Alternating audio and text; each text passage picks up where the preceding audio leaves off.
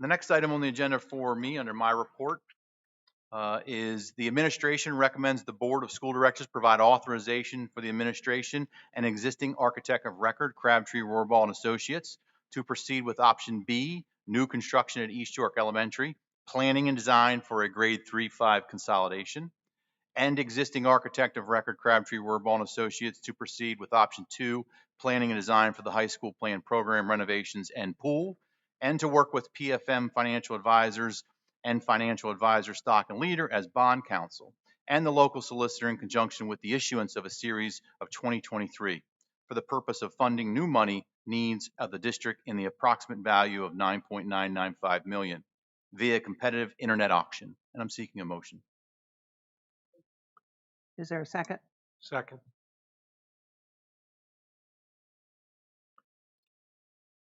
Okay, we have a motion and a second. Are there comments or questions? Any votes to the, well, we need to have discussion. We need to have big discussion and take a roll call vote here. Is there a brave board member who would like to go first? Well, I don't know about brave, but it's important to me to state my position as succinctly as I can. And rather than wing it, I actually prepared a written statement so that I don't deviate and I keep my remarks brief. This evening, the board will vote to provide or deny authorization for the planning and design of two major projects within our school district. One, the replacement of the current East York Elementary School with a new building to accommodate a grade 3-5 consolidation. And two, renovation at the high school, including a new swimming pool. The costs involved are substantial, to say the least. In all of our deliberations of the last 5 years, the projected estimates for funding these projects have remained considerable, and there has been no sensibly priced option compelling our adoption. No matter what we do, it will cost our community a significant amount of money. There is one cost we have sidestepped in all of our interminable discussions, and that's the cost of doing nothing. From the beginning of this dilemma, it became clear to most, if not all of us, doing nothing was not a viable alternative if we truly wish to preserve superior educational opportunities within this school district. For this reason, and as a matter of conscience, and yes, I do have one, it is important to me to be as clear as possible on the rationale for my votes this evening. We as a board like to believe we are doing our part to provide an environment for inspiring a bold future. There are times when our actions must demonstrate we mean it. This is no time for us to be timid. My votes tonight are intended as an endorsement for planning these projects and completing them. Only an act of God, such as a direct hit from an asteroid or a plague of locusts, will serve as a potential deterrent. Thank you, Madam President. My conscience is now clear. Thank you. I think the community deserves to hear where we stand on this, so I appreciate other comments. I'll echo what Mr. Robinson said. The cost of doing nothing is just going to increase the cost of this project or these projects. And I also am in support of these two options presented by the administration, as well as the third recommendation for the advisors and the council. I believe it's important to recognize the impact this will have for all community members, but we're looking at it as a perspective of our students, who are the most important among making this decision. The teachers, the staff, the administration that support this community and the students are part of this group, and both of these projects are going to add a lot of value to this community. Therefore, I'm in favor of these. Thank you. So I'll chime in here. First and foremost, I want to thank the administration for pulling together all of the plans and engaging with Dr. Krauser, a consultant, to help us to make a decision. I think that what he has done is favorable, although I think A lot of the decisions were made prior to him coming on board. The numbers are the numbers. We don't have the money to pay for the projects as they're currently constituted. That doesn't mean that I'm for doing nothing. That is not, it's not a 0 or a 1 choice. There are alternatives to improving our facilities over time. Just for perspective, every year we do a budget and we're presented with a $2 to $3 million operational deficit that we have to somehow close to get our budget to balance. We do that through a tax increase, we do that through cutting operational expenses, or we do that through tapping into our fund balance. Adding $100+ million of debt service will peak us out at $10 to $11 million, depending upon what kind of interest rate assumption you're looking at. So that's $10 to $11 million that will be on top of the annual $2 to $3 million of operational expense that we'll be looking at. I don't know how everybody else handles their household or runs their business, but typically bondholders or creditors, they kind of like to be paid. So that will come right off the top. In my mind, when we do that, we constrain the ability to spend our resources on what truly matters, which are educators first and support systems for those educators second. I will reiterate my stance that we don't have the money. Buildings don't educate kids.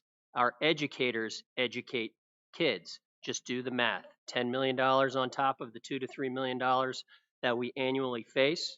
Divide that by, call it $120,000 to $140,000 of onboarding of new educators. Seems pretty simple to me. I'm a no on both. Thank you.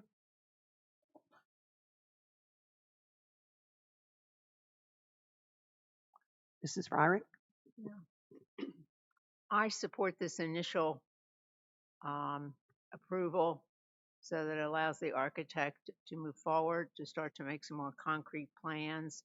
I think by doing nothing, we are not looking to the future and to the ability to support our young people who so desperately need all the skills that they can have for the jobs that we don't yet know what they will be.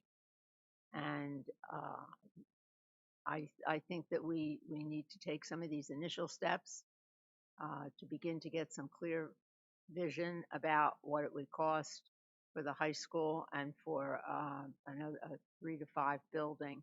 Not saying that I'm going to be thrilled with having to raise taxes. I'm not sure that we can even raise them high enough to cover our debt service. So I will be looking to what the architect and our financial people come up with over the next few months as far as concrete plans for building and more concrete plans for the way that we raise the funds to pay for this. So I will be supporting this vote this evening. Thank you. Thank you. Mr. Well, Sears? interestingly, I would agree with Mrs. Fryrick in the sense that the information that we have right now is really the subject of refinement under these proposals this evening. But I'll reiterate what Mr. Sanders said, and that's that we simply can't afford this. The numbers don't bear it out. We can't raise taxes high enough. We've seen, I'll say, conservative increases in assumptions of operating costs, including things like salaries and benefits and the other expenses necessary to run the district. And I just can't convince myself when I run the numbers that there's any kind of room to go beyond a year or two without putting the district in serious trouble with respect to its fund balance. We can't have a negative fund balance, and we're going to blow through our fund balance in a 3 or 4 year period of time, and that'll be that. We cannot raise the taxes beyond the Act 1 limit. We know that. Conservative estimates make it look like, in my analyses, that we could use anywhere from a 7 to a 14% tax increase to cover this debt service. That's just the way it works. And it's not just the debt service, it's the impact on the rest of the operation. So if there were a way to maybe extend point 3, in other words, do a little bit more refinement on the financial analysis, I could go along with that. looking at only 9 million or 10 million of it simply not enough. We've already enveloped the costs. We're somewhere in the 90 to 110 million dollar range. I don't know that you have to go any farther with architectural design to be able to put together a financing plan that reflects that. In addition to which, the assumptions that were made and are available to us in the exhibits that PFM provided back on June 26th, the interest rate environment's significantly higher now than it was in their assumptions. I think we need to have visibility on that as well. So I'd like to kind of reverse the paradigm and say, let's take a look at the financial feasibility first, put CRA on hold, let them not spin their wheels again while we're trying to deliberate as to whether we can afford this. And if it means stretching out certain parts of the projects, we need to know that, because I'm of the opinion right now that this is the proper order in which to do it. We have enough information on the financial piece. Now or on the total cost. Now let's see what the financing looks like and determine if we really can afford this. The Hail Marys that have been able to bail us out year by year, fine. We don't have long-term commitments that those have to cover. These are long-term commitments. The Hail Mary's not going to do the job. And when we look back to the last 2 years, we raised our revenue threshold by $2 million by virtue of what the state gave us, not by virtue of astute management. We've done a great job of managing the district, but those extra $2 million came from the state. They were unanticipated. I'm sure we'll make good use of it, but we can't count on that either. So for that reason, I will vote no. Thank you.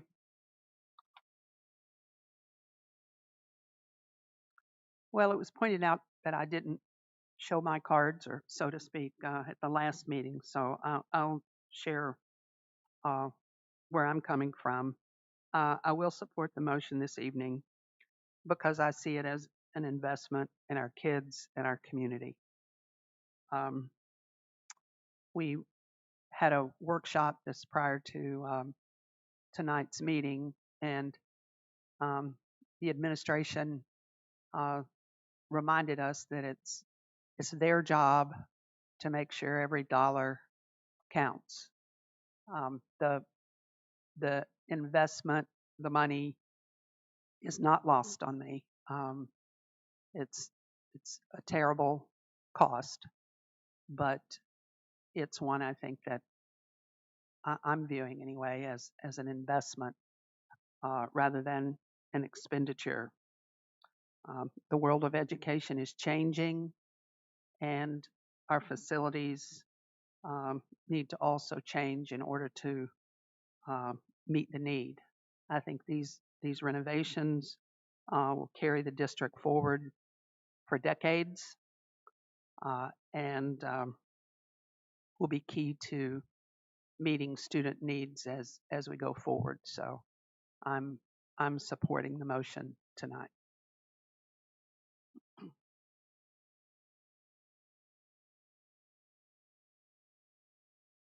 Mr. Posnow?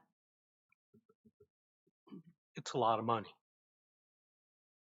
It's not going to get any less money. As we look down the road, we're spending a lot of money now maintaining buildings that are in not great shape. I think that the administration has demonstrated that we can afford it. It's not going to be easy. It's going to require a lot of work, but it is affordable. And for that reason, I don't see any options of delaying or kicking the can down the road. So I will support the motion.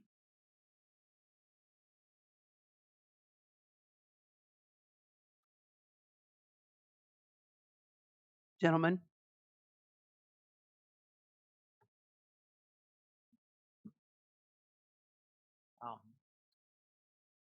I will support the motion also. I believe that the money is definitely a serious concern.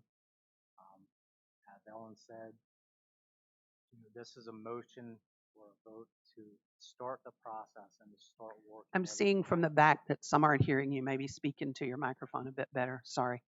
I think that we have, we're going to spend a lot of money here.